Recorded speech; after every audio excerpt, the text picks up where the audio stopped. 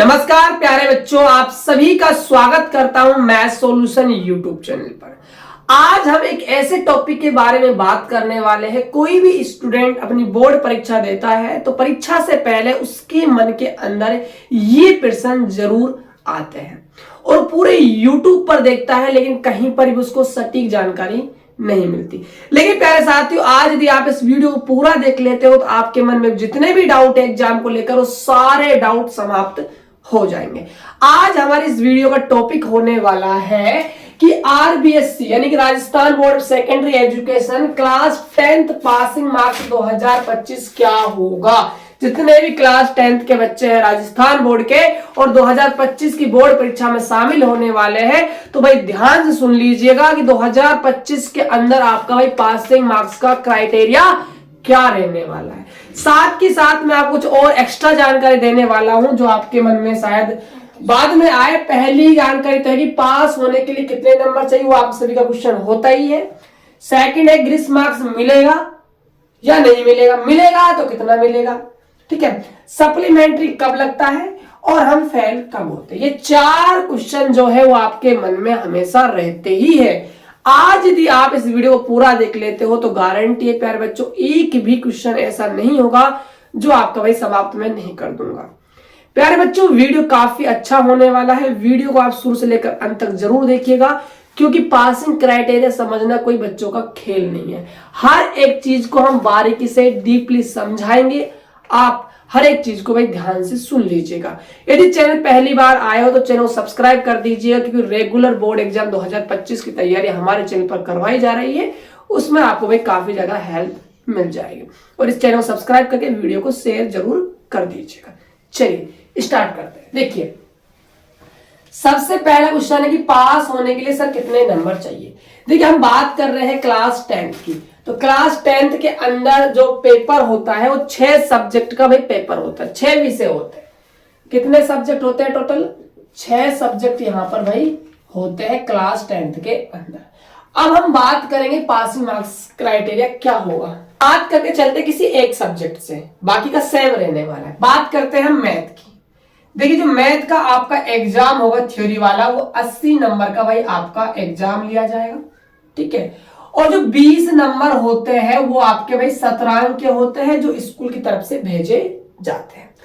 यदि बात करें पास होने के लिए आपको भाई कितने नंबर लाने हैं, तो जो आपका 80 नंबर का एग्जाम हुआ इसको मिलाकर प्लस जो आपका भाई शतरंज वाला है 20 नंबर, इसको मिलाकर यदि आपके भाई 33 मार्क्स आ जाते हैं तो आप कहलाओगे पास।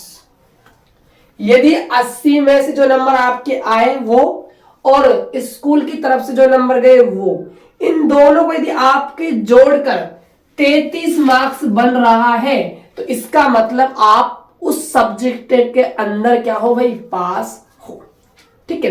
जैसे मान के चलिए आपके भाई 80 नंबर में से आपके आ जाते हैं भाई 14 नंबर, ठीक है, और 20 नंबर में से आपको भेजे गए हैं 19 नंबर, तो 14 और 19 मिलाकर ये आपका भाई 33 नंबर हो जाएगा और आप क्या हो जाओगे, पास हो जाओगे। अब आप सभी के मन में एक डाउट और है यहाँ पर, आप कहोगे सर जो थ्योरी वाला एग्जाम होगा 80 नंबर का वो तो हमारे हाथ में, हम कितना नंबर ला सकते हैं, लेकिन जो ये शतरंज वाला फंडा है ये क्या है, क्या स्कूल की तरफ से 20 में से 20 भेजे जा सकते हैं या फिर कम भेजे जा सकते हैं? कम भेजे जा सकते हैं तो मिनिमम कितने कम भेजे जा सकते हैं? तो देखिएगा ध्यान से, यदि आप रेगुलर स्कूल गए हो और आप अपनी क्लास के अंदर आपका हर एक सब्जेक्ट में अच्छा स्कोर रहा है पूरी साल, तो डेफिनेट है आपको भाई 20 में से 20 नंबर स्कूल की तरफ से भेजे जाएंगे। यदि आप रेगुलर स्कूल नहीं गए हो, आपका जो परफॉर्मेंस है टेस्टों के अंदर वो काफी अच्छा नहीं रहा है, तो फिर हो सकता है कि भाई आपको 19 नंबर, 18 नंबर या फिर 17 नंबर या फिर 16 नंबर। कई स्कूलों में तो क्या होता है, पिछले साल की बात की जाए तो एक बच्चे का मैंने रिजल्ट देखा था, 13 नंबर भेजे गए थे, किसमें से 20 में से सिर्फ 13 नंबर भेजे गए थे।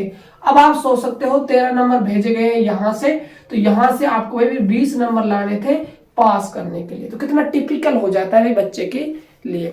तो मान के चलिए आप यदि रेगुलर स्कूल भी गए हो, कम ज्यादा जैसा भी है, तो मिनिमम ये 15 तक तो भेज सकते हैं, उससे कम ये भेजते नहीं। कोई रेयर केस होता है 1-2 बच्चे के भाई 13 या फिर 12 नंबर भेज दिए जाए।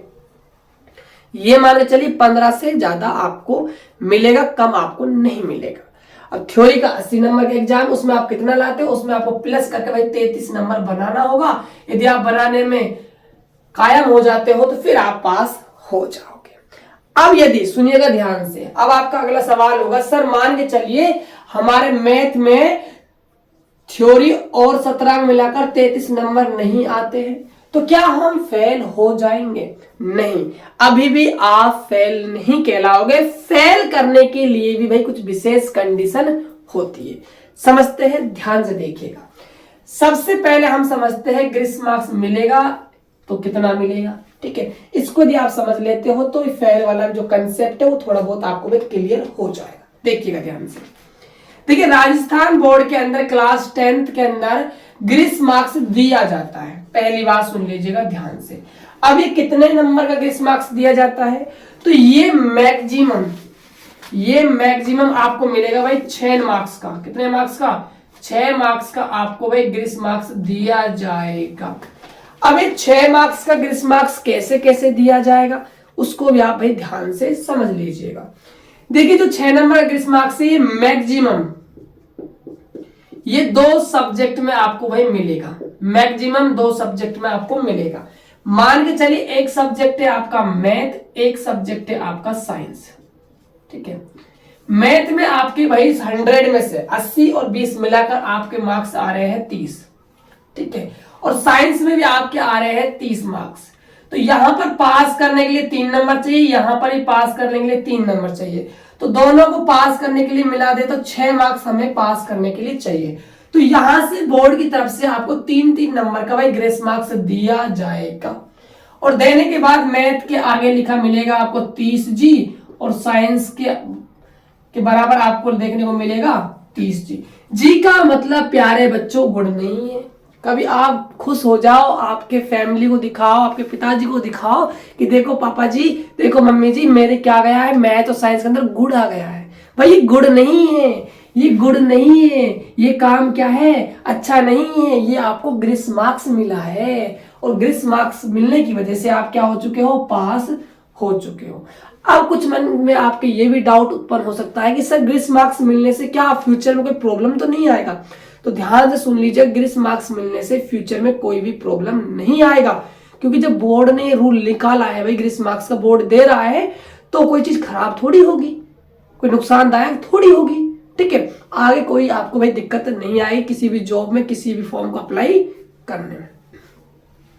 मान के चलिए आपके मैथ के अंदर आते हैं 100 में से 29 नंबर और साइंस के अंदर आते हैं आपके भाई 30 नंबर। तो यहां पास करने के लिए 4 नंबर चाहिए, यहां पास करने के लिए 3 नंबर चाहिए, टोटल आपको चाहिए 7 नंबर। तो आपको भाई यहां पर ग्रीस मार्क्स नहीं दिया जाएगा, आप यहां पर क्या हो जाओगे, फेल हो जाओगे। ध्यान से सुन लीजिएगा, आप यहां पर क्या हो जाओगे, फेल हो जाओगे यदि ऐसा 2 सब्जेक्ट में होता है तो। अब अगला देखिए ध्यान से, मान के चलिए आपका किसी एक सब्जेक्ट के अंदर 6 मार्क्स कम पड़ रहा है 33 बनाने के लिए, तो आपको एक सब्जेक्ट के अंदर भी भाई 6 मार्क्स का ग्रीस दिया जा सकता है। एक सब्जेक्ट में आपको 6 नंबर ग्रीस मार्क्स मिल सकता है। मैक्सिमम आपको भाई 6 नंबर का ग्रीस मार्क्स 2 सब्जेक्ट में मिलेगा।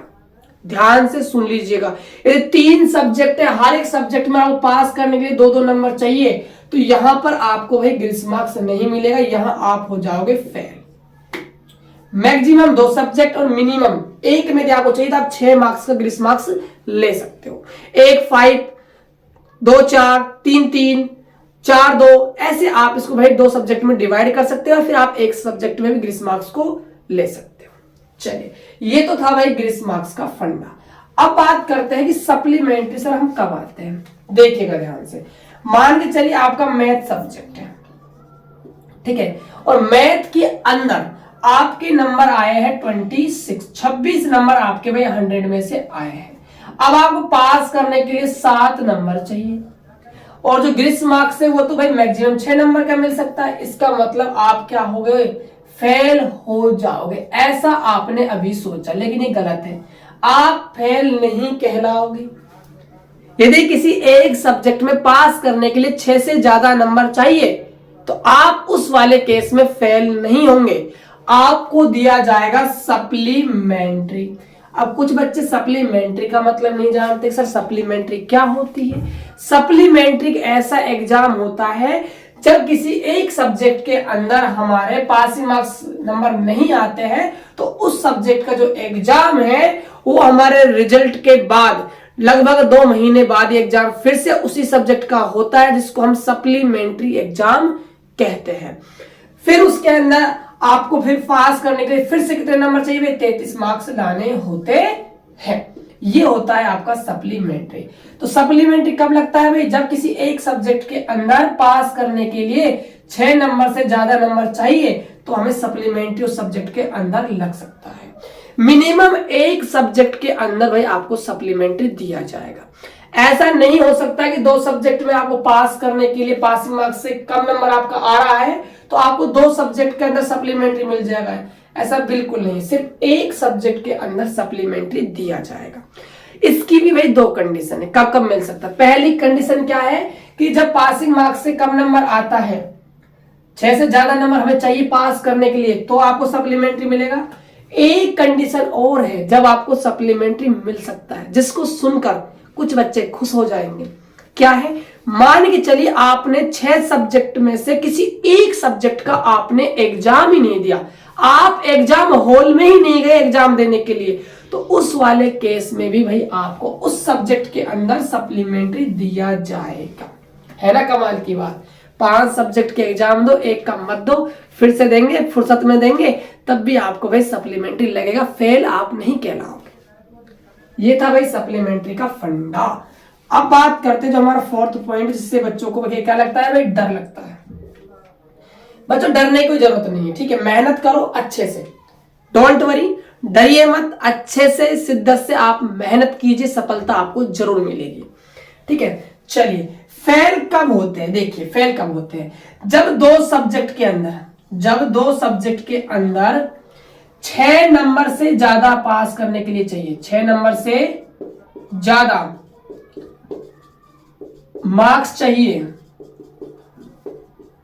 तो हम क्या हो जाते हैं भाई, फेल हो जाते हैं। मान के चलिए मैथ और साइंस है, दोनों को मिलाकर पास करने के लिए हमें 7 नंबर चाहिए, 6 नंबर से क्या मिल रहा है, ज्यादा चाहिए, तो उस वाले केस में हम भाई फेल कहलाएंगे। हमारी मार्कशीट में लिखा आ जाएगा FAIL, फेल। ठीक है, तो इस वाले केस में क्या होते हैं भाई, फेल होते हैं। बहुत ही रेयर केस है, सारी स्टेपों से आपको भाई गुजरना पड़ेगा तब आप फेल होंगे। मतलब काफी बहुत ही रेयर केस है, बहुत ही कम चांस है कि आप भाई फेल हो जाओ। तो इसीलिए आप भाई फेल तो बिल्कुल नहीं होना है, आपको मेहनत करनी है। लगातार मैं आपके लिए क्लासें ला रहा हूं यूट्यूब पर, बिल्कुल फ्री ऑफ कॉस्ट क्लास है, कोई चार्ज नहीं है। इसीलिए प्यारे बच्चों अभी से आप चैनल को सब्सक्राइब कर लीजिएगा। और ये वीडियो आपको कैसा लगा आप हमें कमेंट करके जरूर बताना। और प्यारे बच्चों पूरे यूट्यूब पर देख लेना, यदि मेरे द्वारा बताई गई कोई भी जानकारी गलत पाई जाती है तो मैं इस वीडियो को डिलीट कर दूंगा। और आप कमेंट बॉक्स में आप कुछ भी कह सकते हो, और कोई भी आपका डाउट है वो भी आप पूछ सकते हो। और वीडियो अच्छा लगा हो तो वीडियो को लाइक कर जाइएगा और एक प्यारा सा भाई कमेंट भी जरूर करना। तो मिलते हैं और एक बेहतर वीडियो में, तब तक के लिए जय हिंद, वंदे मातरम।